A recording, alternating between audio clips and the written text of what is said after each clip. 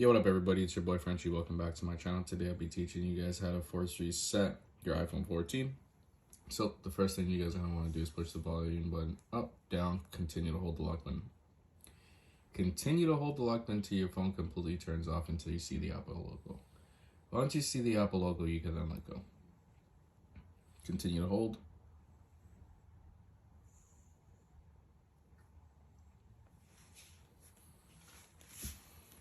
You can let go.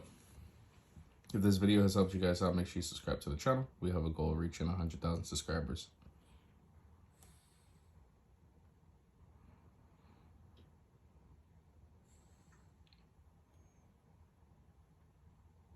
And there you guys go. Your phone has been force resetted.